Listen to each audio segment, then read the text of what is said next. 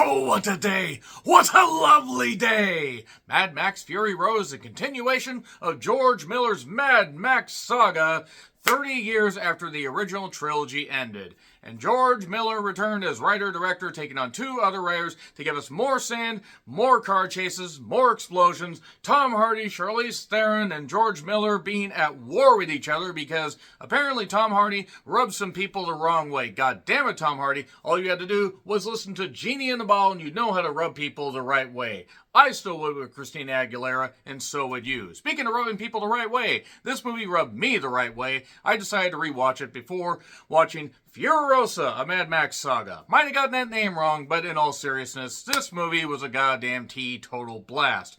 It was light on story, heavy on action, heavier on action, and I don't know how people didn't die doing these stunts. I mean, seriously, there were moments where I was like, how the hell did they manage to do that? But yes, George Miller gained a chance to continue the Mad Max saga after the first movie that came back out all the way in 1979, and then The Road Warrior, what a rush that wasn't, and then Getting Beyond Thunderdome, where Tina Turner was at her finest goddamn moment, or at least one of her finest moments. But yes, Tom Hardy, Charlize Theron, who is ageless. She's almost 50. She looks fucking incredible. She's almost 50 now. She was actually, I think, 40 when this movie came out. Nicholas Hoult, who would later be in Renfield. The return of Toe Cutter himself, Hugh Keys-Byrne, who plays Immortan Joe. Not Immortan. Also, Nathan Jones is in this as Rictus Erectus. Creative name. Nathan Jones was given dialogue in this movie. I don't know if that was the wisest choice. Guy looked really goddamn impressive, especially staying in a wrestling ring and then the bell rang and ho ho ho, ho ho. The guy was nearly 7 feet tall. You can't teach that, but you can lie about his wrestling ability, and my oh my did they ever.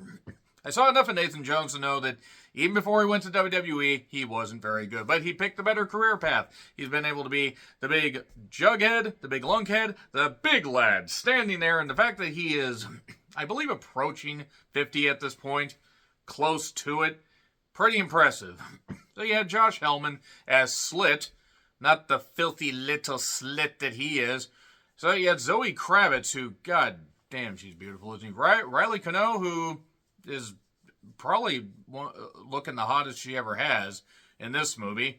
Courtney Eaton, we had Megan Gale, who apparently is the same age as Charlize Theron and looks incredible. Abby Lee, who I recognize, and Rosie Huntington Whiteley. That is a name that sounds way too snooty to be in a film like this.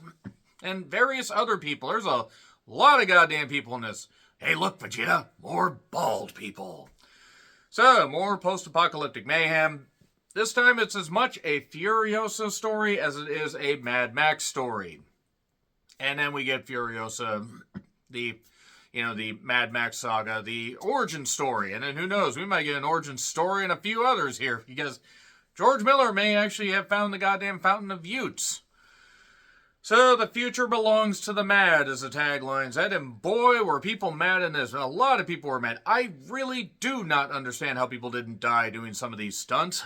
And if you want a movie review, rather, that is mostly spoiler-free, what the fuck are you doing here? This movie is nearly 10 years old, and I'm just going to spoil everything. But before that, I will say, basically, Mad Max comes into play a little bit later, but it is about Furiosa and Charlize Theron looking as only she can look. Short hair, long hair, covered in dirt. I don't care. She looked fucking incredible. The only time she was in a movie where she didn't look good was when she was playing that serial killer in Monster. And that was by design. And she still made it work. No wonder Charlize Theron is so fucking incredible. So, Max tells us the story briefly. We get like a light thing where I think we get references to the previous trilogy. They just have so many flashes. He may have seemingly lost his kid. And dirtier, grittier, racier. Where there are masters of being racier. Probably shouldn't have said that, but a bunch of bald white guys kind of had to. So, I am the one who, goes between the living and the dead. I'm in the wasteland. All this, we see Max captured, shaved, he escapes. And then Furiosa is leading a great big convoy full of beautiful brides away from Immortan Joe to a green piece of life. They've got a great big convoy, and that's all I can do. So $150 million budget. They said, okay, George, we know that you had pretty sizable budgets for at the time. After that is the 1979 version was made for a cool 300 grand. So here's 150 fucking million. Go nuts. And boy, did he ever. $45.4 million opening. I'm not doing inflation calculation stuff because 9 years. I mean, sure, money 9 years ago would probably make a little bit more, or mean a little bit more now, but not by much. $154.2 million in U.S. dollars for the total gross and $380.4 million worldwide. So a success. Not a total runaway success, which might explain why Furiosa actually took a bit to come out.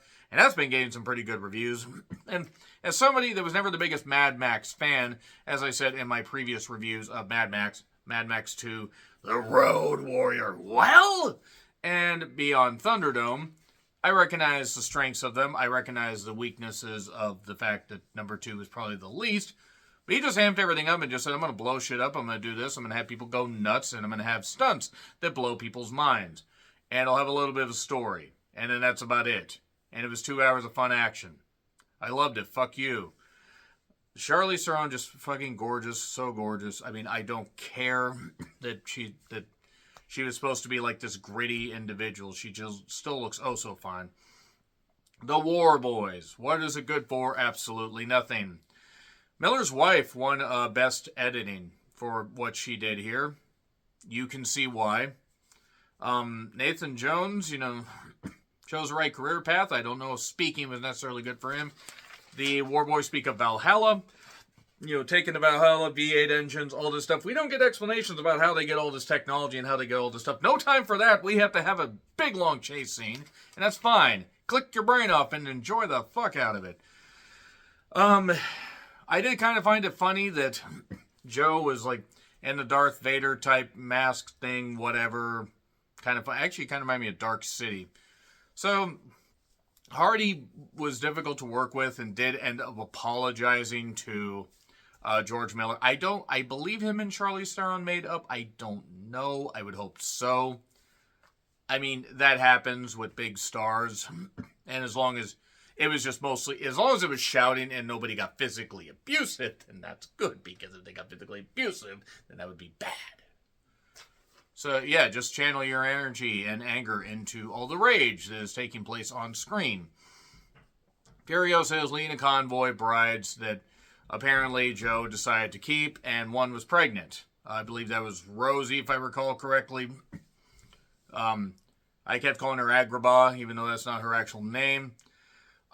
Riley looked amazing in this. So, yeah, why was there a guy why were there people banging drums? Why was there a guy with a flame guitar doing the speaker stuff on a truck? No time to consider that. It looked amazing, so it really doesn't fucking matter. No, it doesn't.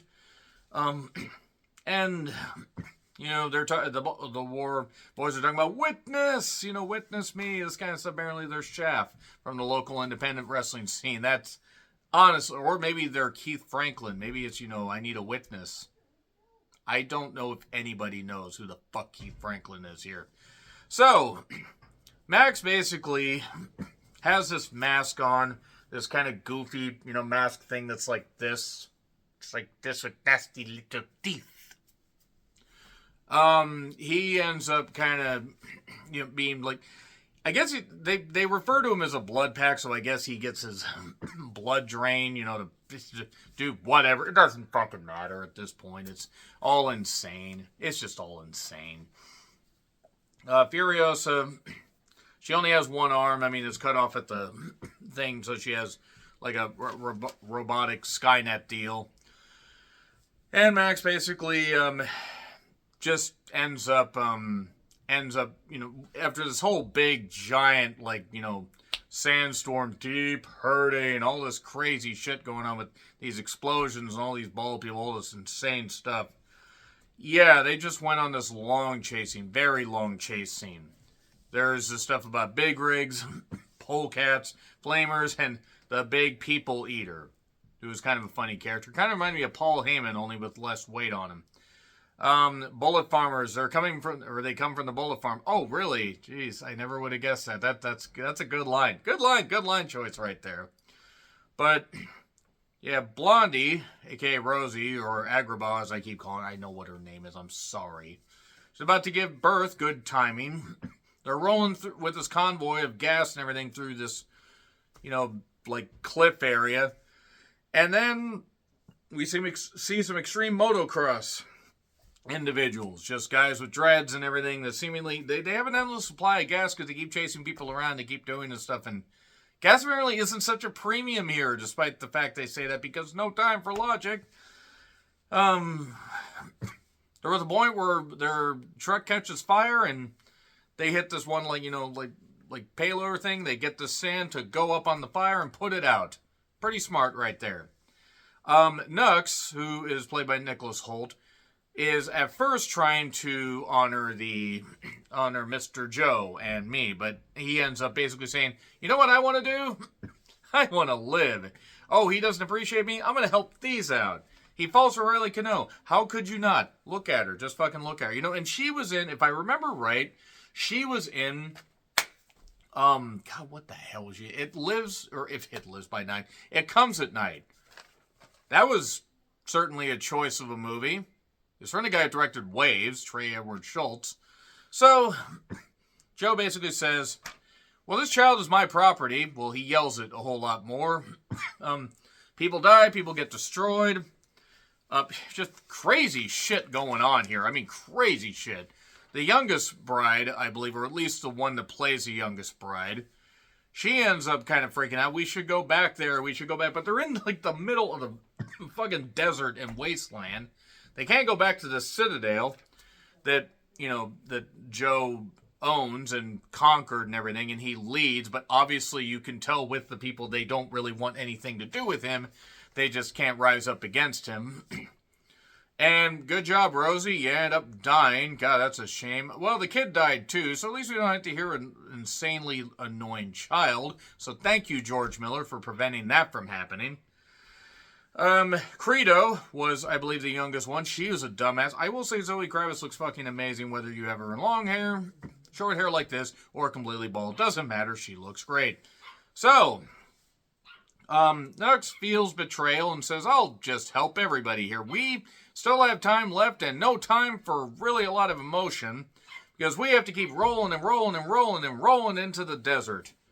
Nux ends up helping them. They end up escaping eventually, even though people keep pursuing. There's this mother's milk thing that, like, is part of the convoy. Because there are a bunch of mothers being milked at one point in the movie, which I didn't necessarily need to see. Don't know why that was included, but it's fine. It's totally fine. And then, of course, after Furiosa explains about going to the green place, the place that she was taken from and that kind of stuff, there's a woman hanging up on a goddamn, or up in a thing, and that's where the gift comes from, Tom Hardy. That's bait. He's a master at that, as it were. And she's reunited with her people, but it turns out that her land was destroyed because she went through it already. Because she hasn't been there for like 7,000 days. That's a long time for those of you that don't own a calendar. You don't have 365 days in a year. Even if you take out leap years. A lot of goddamn time. So the idea is now we are just going to kill them all. Oh, wait. Let's get back to the Citadel, take that over, before we kill them all. And then they get in another race. And then the race just keeps happening. It just keeps going and going and going and going and going.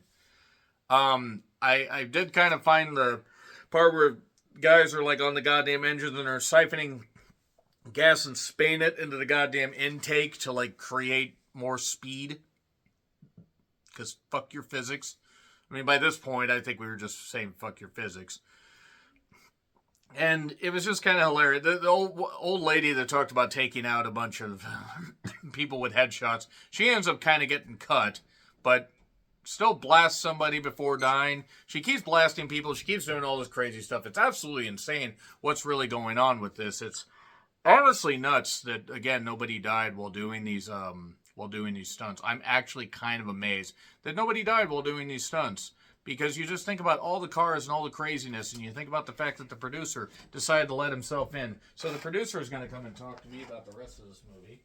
See, the crazy thing about this is you actually sat down and watched some of this with me, and You couldn't believe that Charlize Theron and Tom Hardy were fighting so much.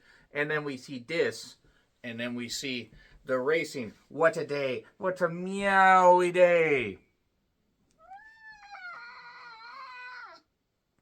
Hey. Okay. Goodness. You're going to stay in here until I'm done.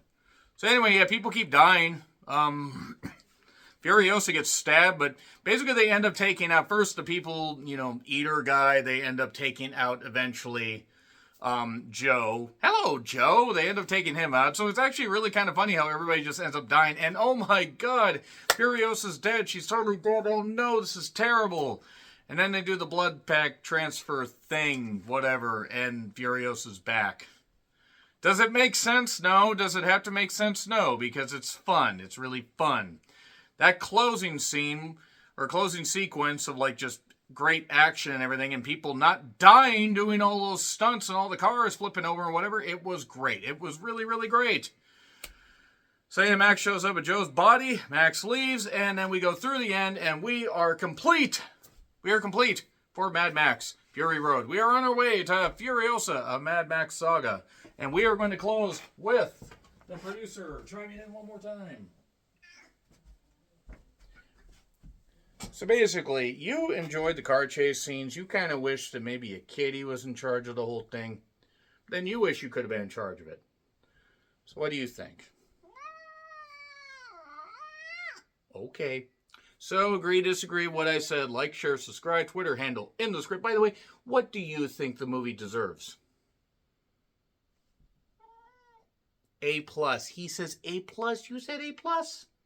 That is my cheek. A+ says the producer. A+ says me.